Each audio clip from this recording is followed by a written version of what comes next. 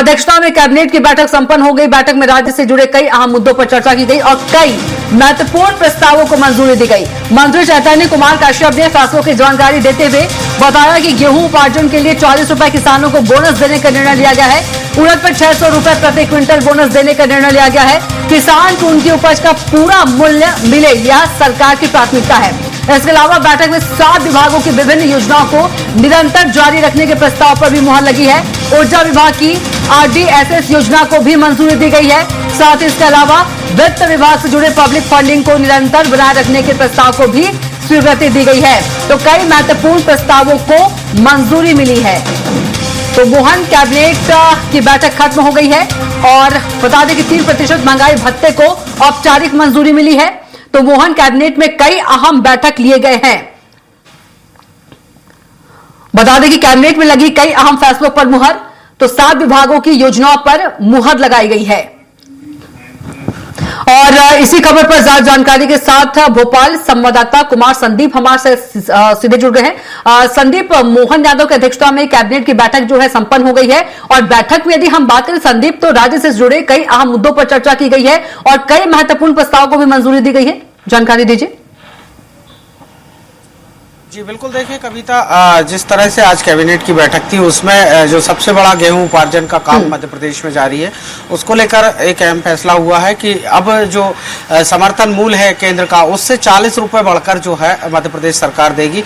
2625 रुपए जो समर्थन मूल्य मध्य प्रदेश सरकार इसको देगी और ये जो केंद्र का समर्थन मूल्य था ये 2585 रुपए है, जबकि मध्य प्रदेश सरकार इसमें 40 रुपए बढ़ाकर जो है समर्थन मूल्य का भुगतान करेगी। इसके अलावा 600 रुपए प्रति क्विंटल जो है उड़द का समर्थन मूल्य कर दिया गया है। इसके अलावा 7 विभाग ऐसे हैं जिसमें ऊर्जा विभाग समेत पंचायत ग्रामीण विकास शामिल है, जिनमें की जो काम है उनकी वित्तीय निरंतरता, मतलब उनको फंडिंग होती रहेगी, किसी भी तरह की कोई रोक जो है वो नहीं रहेगी।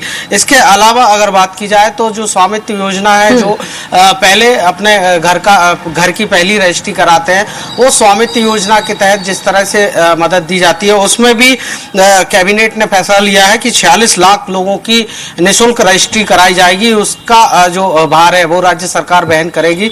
3000 करोड़ की जो है उसका भार राज्य सरकार पर आएगा।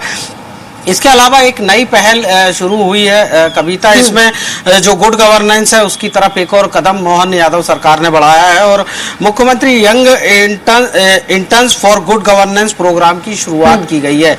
इसमें ऐसे युवाओं को मौका दिया जाएगा, तकरीबन 4865 के आसपास ऐसे युवा हैं जिन्हें जो है सरकार गुड गवर्नेंस के कामों से जोड़ेगी और सरकार की योजनाओं का प्रचार प्रसार ये करेंगे। ये अटल बिहारी वाजपेयी सुशासन संस्थान के माध्यम से ये गुड गवर्नेंस की योजना चलाई जाएगी और इसमें जमीन स्तर पर जो सरकार का इम्पैक्ट है विभिन्न योजनाओं को लेकर, इसको लेकर कठिनाइयों की जानकारियां ये युवा इंटर्न जो हैं वो एकत्र करेंगे और इसमें जो है इनको 10,000 रुपए प्रति माह भी दिए जाएंगे।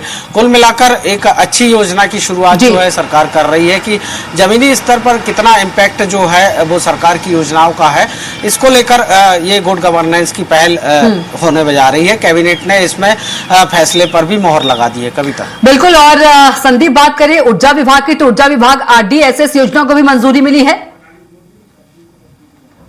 जी बिल्कुल, देखिए ऊर्जा विभाग की जो योजना है RDSS, इस योजना को भी आज मंजूरी दे दी गई है कैबिनेट ने। ऊर्जा विभाग की इस योजना के तहत विभिन्न जो लाभार्थी हैं, हितग्राही हैं और जिस तरह से नई टेक्निक्स आ रही हैं उसको लेकर ये मंजूरी दी गई है और ये भी एक अहम फैसला आज कैबिनेट ने किया है। कविता, बिल्कुल, बहुत ही शुक्रिया आपका संदीप जानकारी साझा करने के लिए।